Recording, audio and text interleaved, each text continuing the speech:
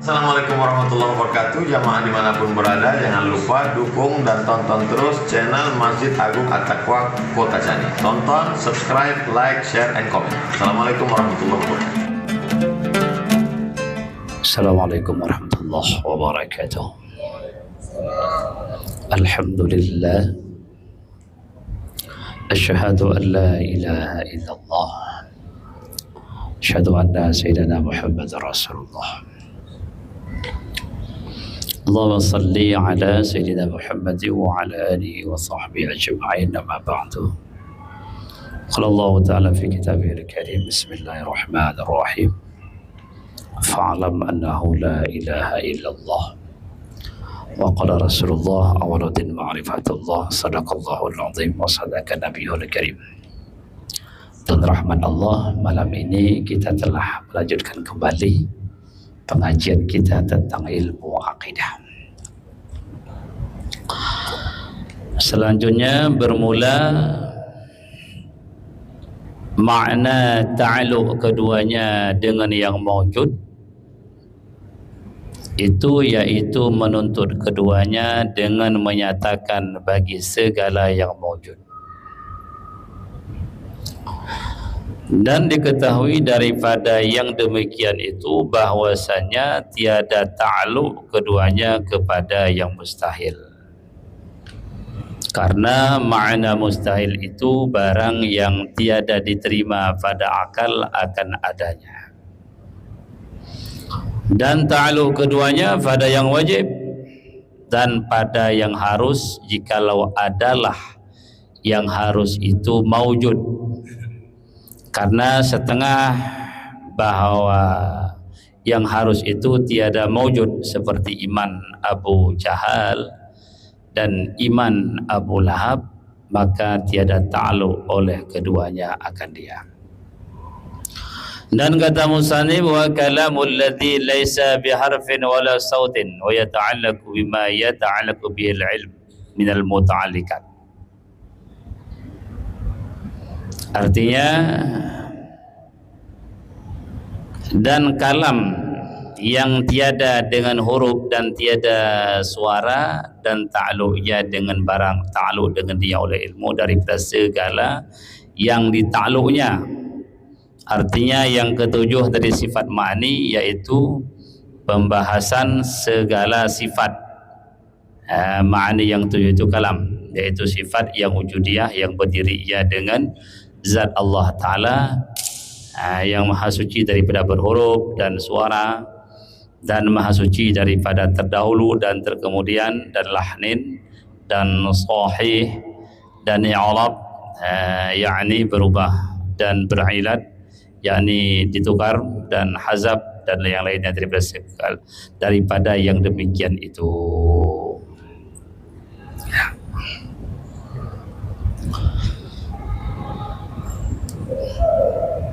Selanjutnya dijelaskan di sini tentang sifat sama dan basar Allah. Yang mana sifat samanya Allah dan basarnya Allah itu dijelaskan dalam ilmu tauhid, ilmu akidah, ta'alluqnya itu hanya satu saja, maujudat. Ta'alluqnya sifat sama dan basar Allah itu sebagai ta'alluq inkisab. Apa makna inkisab? Nyata terang bagi Allah Ta'ala, didengar oleh Allah, dilihat oleh Allah. Semua yang mawjud membuah min ta'alluq, semua yang ada. Oleh karena samanya Allah dan basarnya Allah hanya ta'alluq kepada yang mawjud, barang yang ada, maka jelas samanya Allah, basarnya Allah tidak ta'alluq kepada mustahil. Barang mustahil, barang yang tidak diterima akal adanya. Bakang malot kin, malot mu ya lot. Maka barang yang tidak boleh ada tidak akan ta'alluq sama basar, nggak bisa dilihat dan nggak bisa didengar karena barang malot. Mudah dia atur barang malot.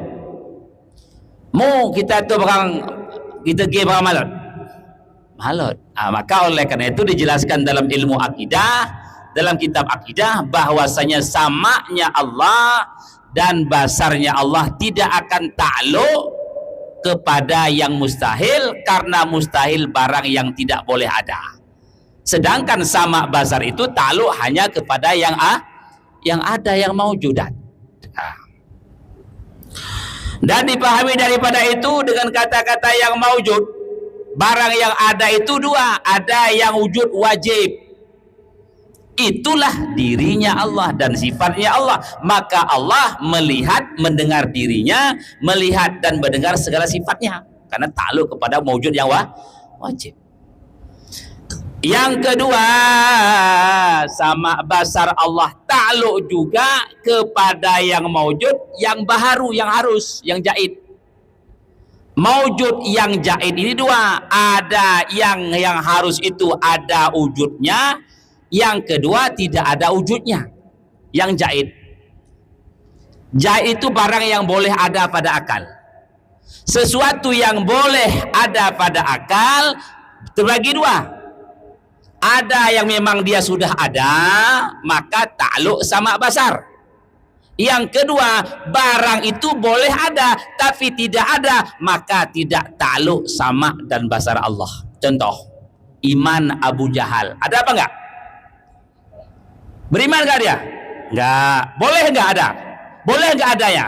Maka samanya Allah, basarnya Allah tidak akan takluk kepada iman Abu Jahal, karena dia tidak ada beriman. Walaupun boleh ada, tapi Allah tidak buat dia ada. Maka sama basar tidak takluk kepada yang jaid, yang dia itu tidak wujud. Seperti iman Abu Jahal dan iman Abu Lahab. Abu Lahab hidup sampai mati nggak beriman. Abu Jahal pun sampai mati nggak beriman. Yang mana imannya itu kan boleh ada, boleh itu jaid, boleh. Cuma tidak Allah jadikan. Waktu Allah tidak jadikan, maka dia tidak ada. Barang yang tidak ada tidak akan bisa dilihat dan tidak bisa didengar. Ini contohnya. Itu habis tentang sama basar.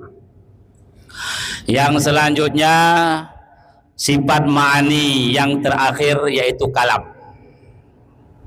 Artinya Allah itu wajib secara akal, wajib secara akidah kita imani Allah itu bersifat dengan kalam. Kayak kalam deh, mencerok-cerok alasnya. Cuma mencerok-cerok alasnya, ulang kita pahami berkalam Allah itu seperti berkalam kita. Oh enggak. Dalam kitab akidah, dalam kitab tauhid disebutkan bahwasanya kalamnya Allah itu tidak berhuruf dan tidak bersuara.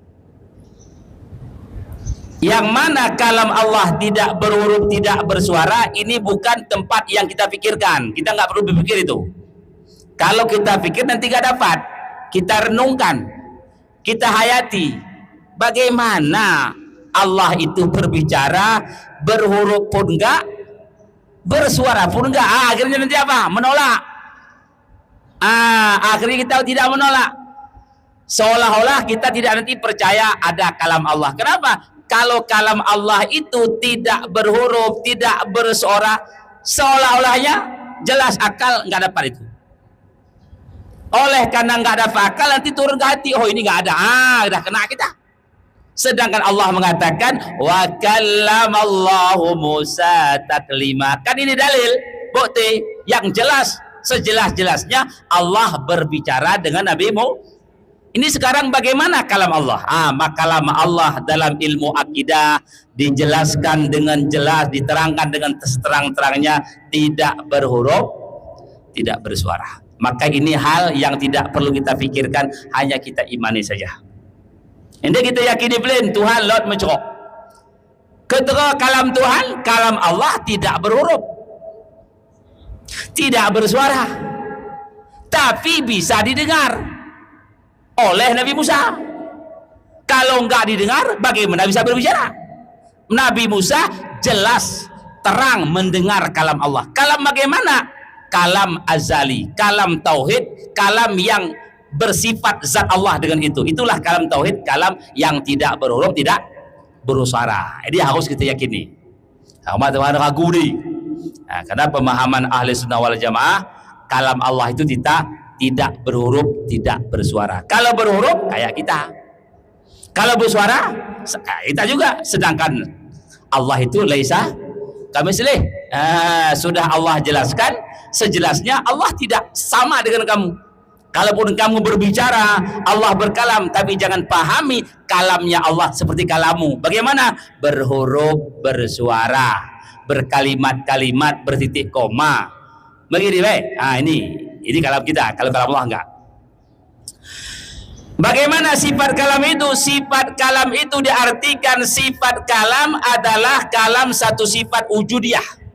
Apa makna kalam Allah? Kalam ini satu sifat wujudiyah. Apa makna wujudiyah? Kalam Allah itu kalau Allah nampakkan, boleh kita lihat sifat wujudiyah dia.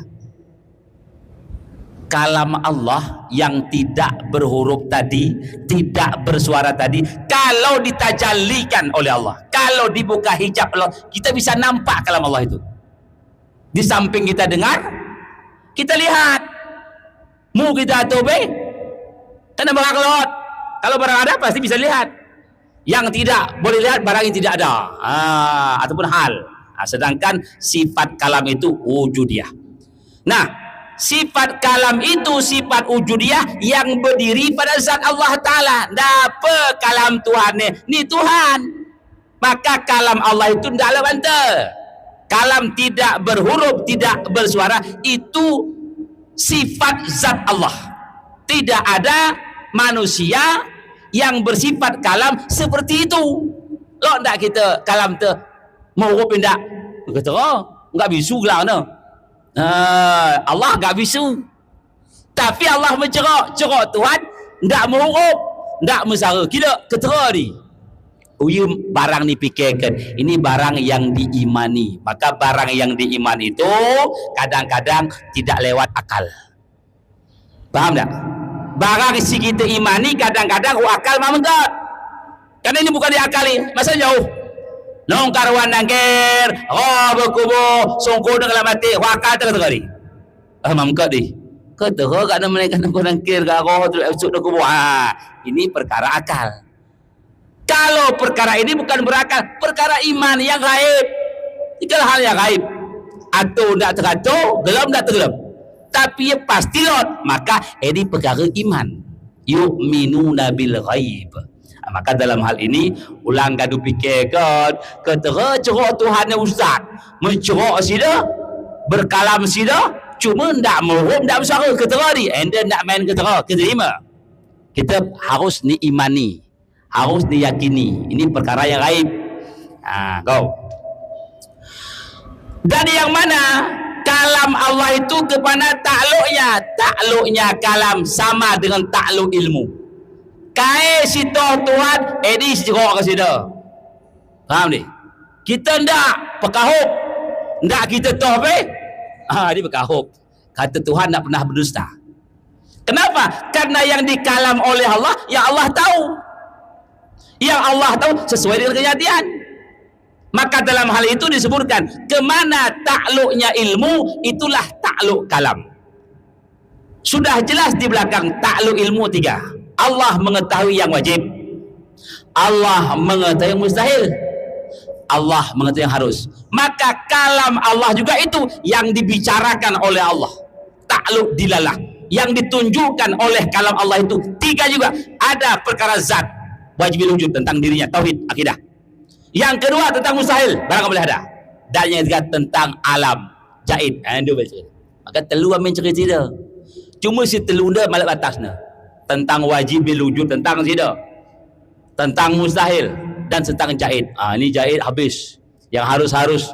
Maka dalam hal ini jelas diterangkan dalam ilmu akidah bahwasanya Allah berkalam, kalam Allah tidak berhuruf, tidak bersuara, tidak berirmat, tidak berkalimat, tidak titik komanya, tidak akan berubah-ubah. Dan dia itu takluknya apa yang dibicarakan oleh Allah, takluk dilalah 3, wajib, mustahil, harus. Sebagaimana ilmu Allah juga 3 takluk, maka yang dibicarakan oleh Allah sesuai dengan ilmu Allah. Ini Tuhan, kesal Tuhan tak pernah kezbun, karena yang dikalam oleh Allah itu barang yang sudah Allah tahu. Beda kita, sindak toh beh dabuh lah, duduk lah boleh. Maka ini pendusta raja. Inilah yang dapat kita sampaikan malam ini. Barangkali ada pertanyaan, silakan.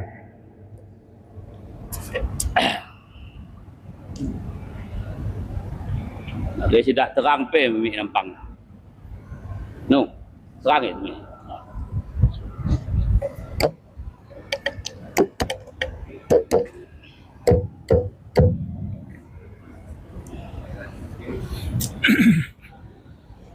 Assalamualaikum warahmatullahi wabarakatuh. Izin bertanya Ustadz, ini tentang kalamnya Allah tadi. Tadi sudah dijelaskan bahwa kalam Allah itu tidak berhuruf dan tidak bersuara. Jadi kalam Allah yang disampaikan Jibril kepada Nabi kita Nabi Muhammad SAW itu apakah sudah berhuruf ataupun sudah bersuara? Mohon penjelasannya Ustaz. Terima kasih.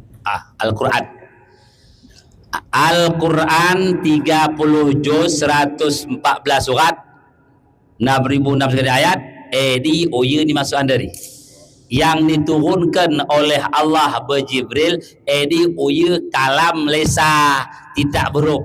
Jadi kita kan urut so. Yang diwahyukan oleh Allah ke Jibril itu kalam lafzi. Kalau kalam lafzi berkalimat, berhuruf, berayat-ayat, berjujur, ini lain, ini enggak. Jadi dalam kajian akidah bukan Al-Quran. Al-Quran itu tetap kalam Allah, kalam lafzi. Berhuruf mungkin kita baca baik. Lo hurufna. Lo lagina. Lo kalimatnya. Itu bukan dimaksud. Cuma itu harus wajib kita katakan itu kalam Allah, kalau itu bukan ciptaan manusia itu langsung.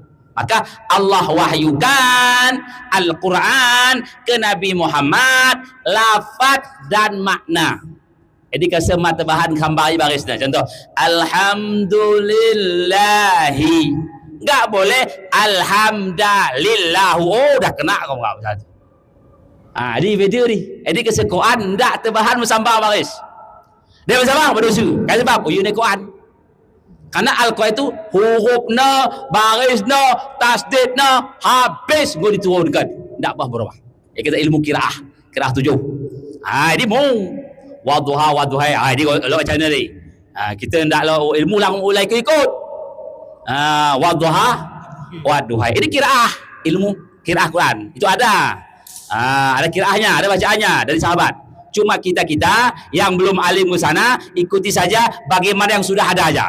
Tak usah dipidah-pidah dulu. Yang intinya Al-Quran diwahyukan oleh Allah lafaz dan makna sekaligus. Lafaz tasdid baris enggak boleh digeser lagi. Ini kasih Quran aku baris sih. Dia sempat Quran nak baris mati kita, mati baca kita baik. Salah baris dosa.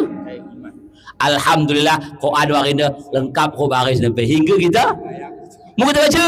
Kena Quran lah salah. Dia salah kau Quran ni. Tidak seperti diturunkan. Walaupun ucap sekali tu. Betul? Salah kan? Jadi yang paling berbahaya ini kalam Allah. Kenapa? Enggak boleh berubah. Terkecuali dalam qiraah dia mau ini kalau ilmu dikit. Jadi kesimpulan lu yang dimaksud di sini bukan Al-Quran ya. Kalau Al-Quran kalam lafzi. Di sini kalam nafsi. Kalam dalam tauhid azali, kalam azali Allah. Itu enggak main turun. Kita nurun ke sana. Cuma isi Al-Quran, lafaz Al-Quran itu menunjukkan sebagaimana yang ditunjukkan oleh kalam yang tidak berhuruf. Bali ni, aqimus shalah baca Quran. Berarti Allah suruh sembahyang. Di sana pun kalam juga itu. Itu makanya makna yang dikandung oleh Quran menunjukkan seperti yang ditunjukkan oleh kalam tidak berhuruf, tidak bersuara. Jadi kita ulang kembali. Waktu kaji tauhid kalam Allah, ini Quran ni maksudnya. Al-Quran tetap kalam Allah itu dari Allah datang. Cuma bukan kalam yang berdiri pada zat Allah yang tidak urut tidak suara. Ini. Jadi madlul Al-Quran itu sebahagian daripada madlul kalam Allah yang tidak urut tidak suara, yang ditunjukkan ya. Kayak itu lah. Mau terang? Kayak tu. Kayak. Malaikat maut jawab pun Nabi Idris. And then Nabi Idris kan jumpa ya malaikat maut.